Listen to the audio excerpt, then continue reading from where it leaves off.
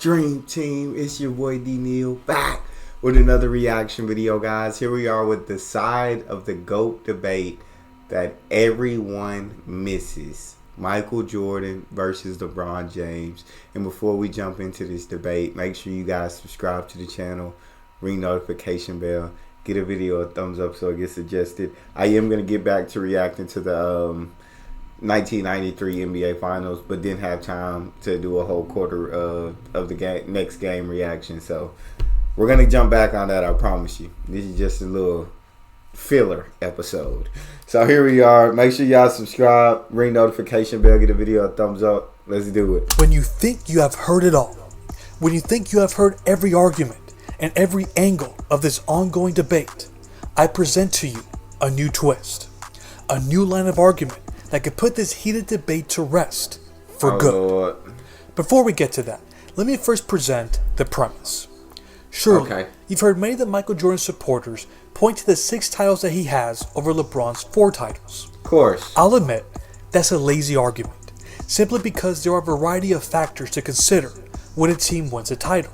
For sure. There's the fact that it's a team achievement. Then you have to consider the competition, the era they played in, and injuries, just to name a few. However, have we really considered why Michael Jordan was responsible for so much team success? Let's put aside their individual greatness, numbers, and accolades for this discussion. Let's analyze their stylistic approach to the game and how much that had to do with winning. At the beginning of their careers, they were both stuck with rosters that did not have players who could create shots for themselves well. So the Chicago Bulls and the Cleveland Cavaliers relied heavily on their star players to win games. At first, Michael's approach was to score as many points as possible. He had the energy and the skill to score at will while effectively guarding the other team's best perimeter player. Give me that. In the middle of the 1989 season, he was moved from shooting guard to point guard. He essentially always had the ball in his hands. That allowed him to average 32.5 points, 8 rebounds, and 8 assists that year. That's nice. In LeBron's case, so nice. He worked extremely well with Cleveland's read and react offense. He was blessed with excellent basketball instincts. Oh my and he displayed a great balance of taking over games and getting others involved. The offense revolved completely around him, and they were thriving. They even had back-to-back 60-win seasons in 2009 and 2010. This is where we stop and start to analyze their stylistic approach in the next phases of their careers. In Jordan's case, the Bulls named Phil Jackson as their head coach, and players such as Scottie Pippen and Horace Grant were starting to progress rapidly. In LeBron's case, he took his talents to South Beach and formed a super team with Dwayne Wade and Chris Bosh. In both cases, they were in win-now situations. In both cases, they needed to adjust to make the most of the talent surrounding them. In both cases, they fell short of reaching their goals for the same reason. In part, they fell back to their old habits. In Michael's case, he averaged even more shots per game than the previous year. In LeBron's case, he did not adapt his game to Wade and Bosh well enough, and he deferred too much to his star teammates. The Miami Heat. D-Wade is my favorite player of all time. He's my guy. I'm still upset about that 2011 NBA Finals. LeBron James, we just need you to show up a little bit. Just a little bit more. So my guy D-Wade could have retired with 4 rings. He deserved it. Okay, but that's neither here nor there. I still think you the GOAT, LeBron. I'm going to continue the video. And he deferred too much to his star teammates. The Miami Heat were trying to build some kind of offensive system where they can use their abundance of offensive they worked so well together to overwhelm their opponents. That explains why they were the only team to have 2 players that averaged over 25 points per game. Since it didn't reach their lofty expectations, changes needed to be made to their offensive approach. So they decided to play a half-court offense built around floor spacing for his 3-point shooters. They decided to put the ball in their best players' hands to direct the offense. The system revolved around him, and everywhere he went, his teams were running some version of that offense. Did it work? Of course it did. 4 titles and 10 finals appearances are all the evidence we need. but he wasn't more successful than what Michael was doing in the 90s. In his case, Phil Jackson did not accommodate his playing style just because they had a bitter end to their season. The triangle offense that he implemented could only be successful if all 5 players worked in unison. Everyone needed to be involved. The system does not cater to one player. And to his credit, he bought into the triangle offense. Instead of making Scottie Pippen sacrifice his game as Dwayne Wade needed to do, he was allowed to grow as a player. In fact, his scoring... I've been watching the finals. Jesus Christ, Scotty's a monster, dog. He's got so much length, dog. I didn't know if Scotty... I knew he was like tall, but I didn't know how long he was. Like, genuinely, he has so much length. But yeah, you can definitely see him getting better each year. As I'm only watching the finals highlights. Like, I watched 91 finals, 92 finals. Right now, I'm on the 93 finals. And, man, he does it. He does a little bit of everything. Defense, excellent. Great on the boards. Offense, you can definitely see him continuing to get better on his offense. And sometimes I'm like, God, Scotty looking unstoppable. It's passing, phenomenal. Jesus. Scotty was incredible. Not Mike, but incredible. And assist numbers went up for the next 2 years. In Jordan's case, his numbers continued to go down as the years went by, with a few exceptions. For example, his assist numbers went down in the late 90s because he was no longer bringing the ball up the court. He would direct the offense from the post instead. This is more than just a personal preference of which style is better. History says that you can win a championship by revolving your offense through one player. But history also says that you can't be a dynasty that way. From Bill Russell's teams down to Steph Curry's teams, you have to be a part of a system for a team to reach immortality. True. For that to happen, you need certain pieces around you to succeed. That we can't deny. But your star player also needs to give a little to allow the other pieces to shine within that system. I feel and it that. just always seemed like LeBron's teams could never function when he wasn't on the court.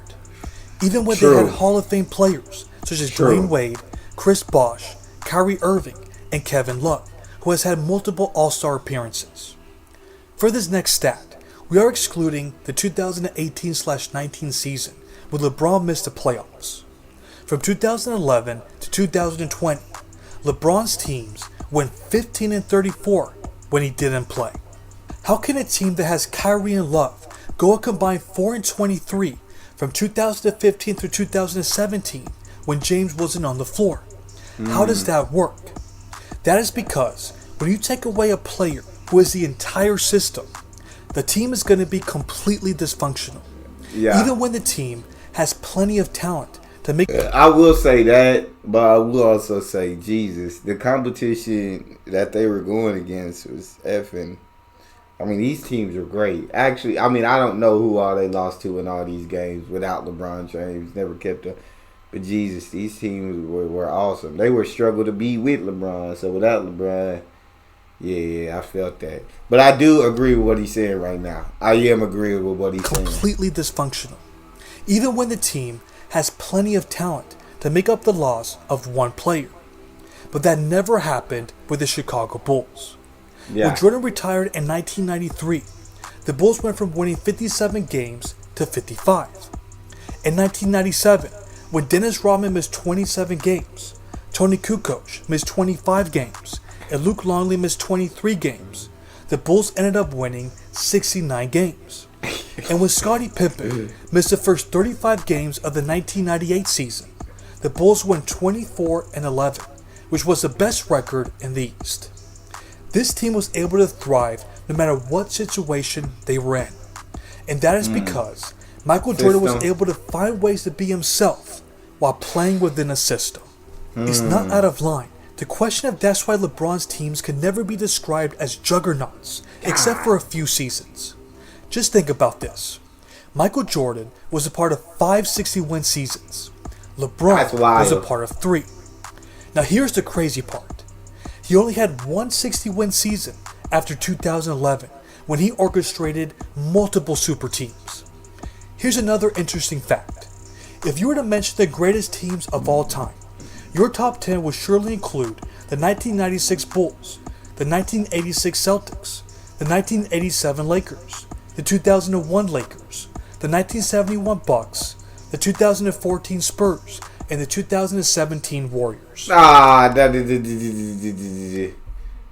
I'm putting my 2012 Miami Heat in there. Don't do me like that. 2012. I'm putting my 2012 Miami Heat in there, or 2013. Take your pick. But I mean, the 2000.